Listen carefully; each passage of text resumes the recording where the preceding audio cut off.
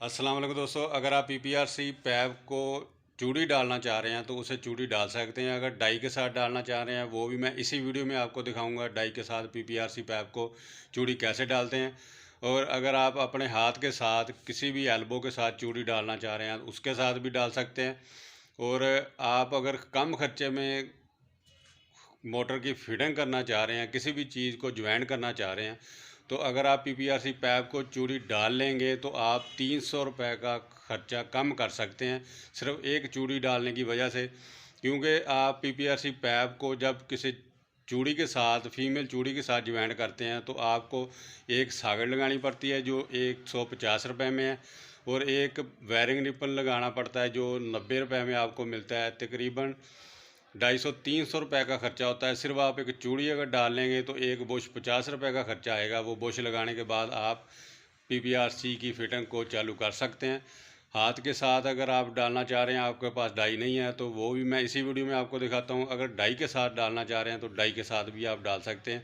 अगर वीडियो अच्छी लगी तो लाइक ज़रूर करके जाना। अगर आइंदा वीडियो देखना चाह रहे हैं, इसी तरह का वर्किंग सीखना चाह रहे हैं, तो आप चैनल को सब्सक्राइब ज़रूर करना। चले आए, अब हम वर्किंग की तरफ जाते हैं, वहाँ पे सीखते हैं पीपीआरसी पैप को चूड़ी कैसे डालते हैं।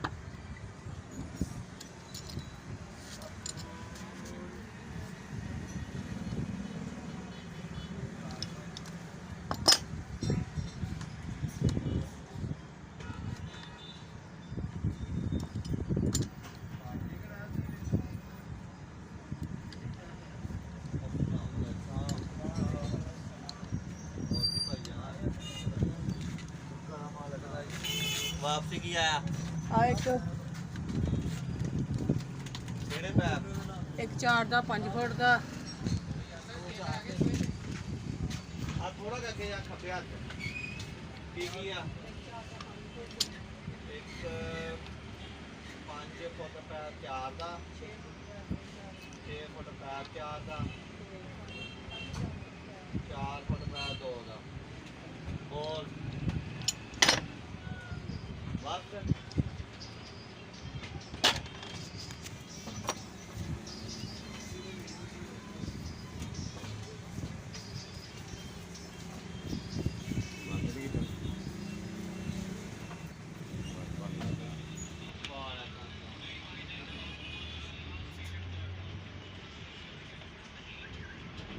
पैनी जो होनी मैं कई दफ़ा पा के जोड़ लाए यार। ਅੱਦਾਂ ਹੀ ਗਦਾਮ ਦਾ ਪਤਾ ਥੋੜਾ ਅੱਗੇ ਉੱਥੇ ਮੁੰਡਾ ਹੈਗਾ 100 ਰੁਪਏ ਦਿਓ पैन 5000 ਆ ਗਿਆ ਤੁਹਾਡਾ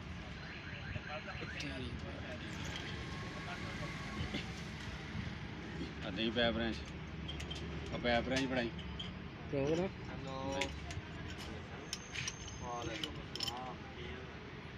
हाँ जी देख लो जो देना तो ठीक है नहीं तो मैं दे देना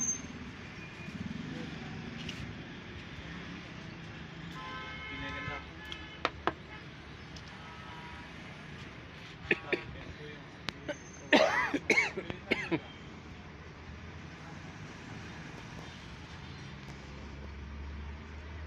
हाँ जी